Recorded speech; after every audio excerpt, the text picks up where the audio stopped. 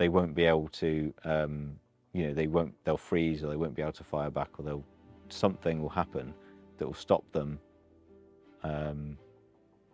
from doing their job, basically.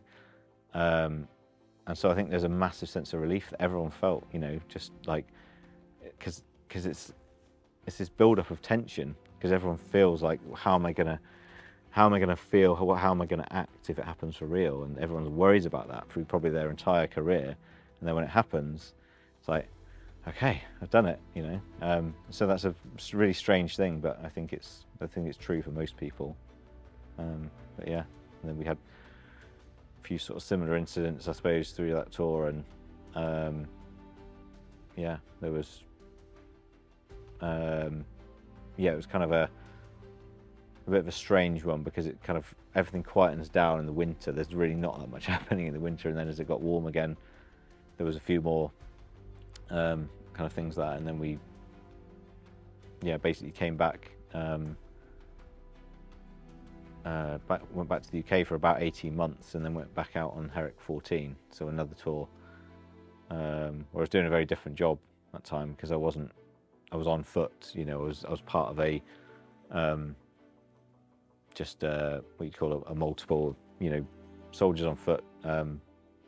So I wasn't doing that support company role that I've been doing before, where we were just doing fire support on Herrick 9. This was more kind of just part of a normal infantry multiple. And that was, I think, it was strange, because one of the things I remember is getting towards the beginning of the tour, when we had, we knew that stuff was going to start happening, because it was going to be a summer tour, which meant that as it went from winter kind of into spring, there was going to be a lot more Taliban activity, because they would be a lot more active as the weather got better, basically.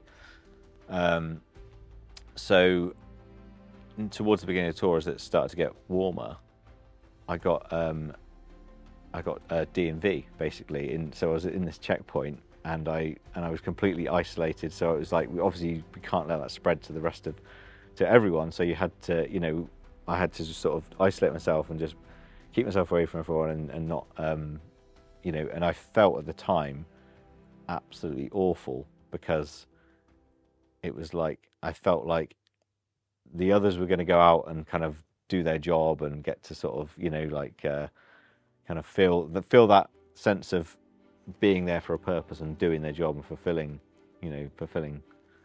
what they were there to do. And I thought, even though it's for such a short time, it was only a few days, I felt really kind of sort of useless at that point. And I was like, because you feel bad when you're ill anyway, but to be ill in that situation where you're letting other people go off and do these kind of things and you're not, that was really, really awful. But yeah, obviously it was a very short run thing, and that tour was, it was interesting, because there wasn't, it was slightly less of a, I don't know, the way that we were operating, I think, in Afghanistan had changed a lot anyway, because there was a period of, like I said earlier, I shouldn't say that, there was a period of the war fighting phase where, the Paras initially went into Helmand province, and then they were, really trying to kick out the Taliban, and it was really, they were treating it like a conventional war. By Herrick 14, we got to the point where it was like, this is not a conventional war. We need to show what they were calling courageous restraint. So basically, if someone fires at you, you don't necessarily have to fire back with everything you've got, because that person you're firing at is potentially someone's son, someone's brother, and then all you do is you turn that family against you. So effectively, from that sort of phase in the conflict, they were talking more about, how do we be a bit more clever about this, because we're not ever gonna defeat the Taliban by a sort of attrition.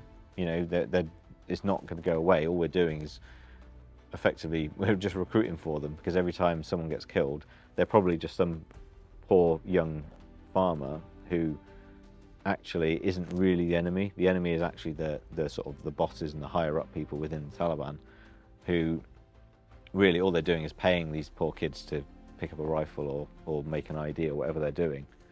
They're not really the enemy, you know, and actually those people could probably be brought on side.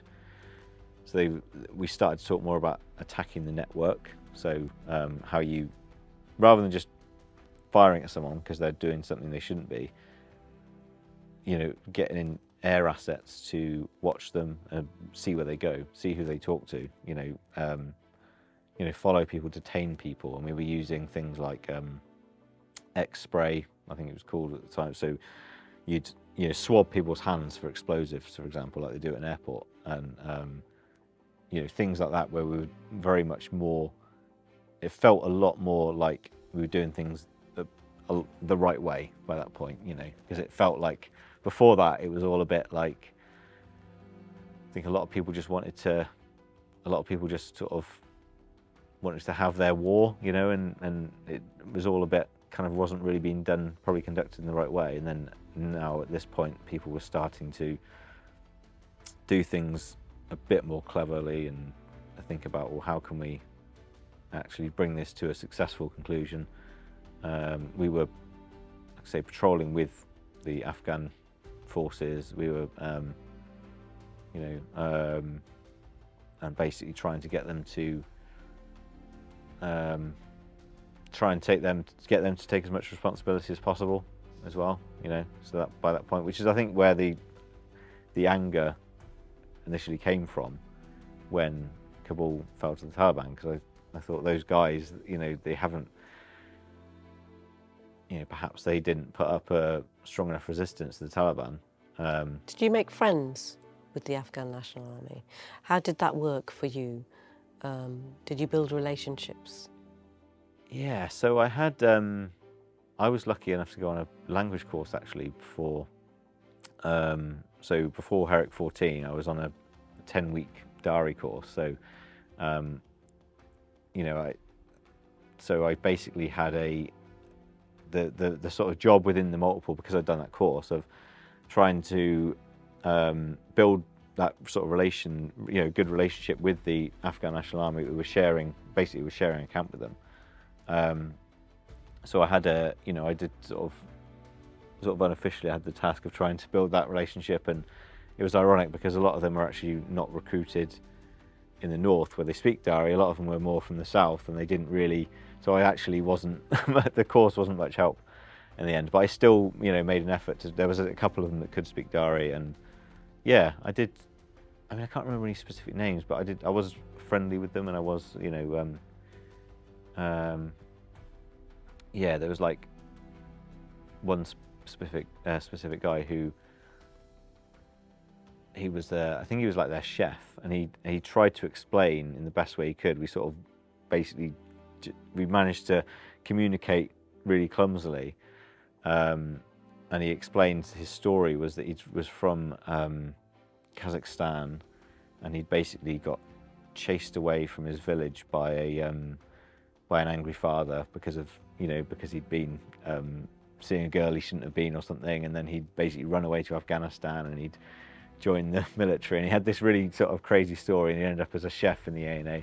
But yeah, so yeah, I mean, I do think that we did sort of get on, but a lot of the time it was just a communication issue, you know, because obviously we had interpreters, but I think the interpreters, you know, things are never really, you know, it's really hard to build a strong relationship via an interpreter, I think, with someone. I personally, I don't think it, you know, I don't think we were that close or anything.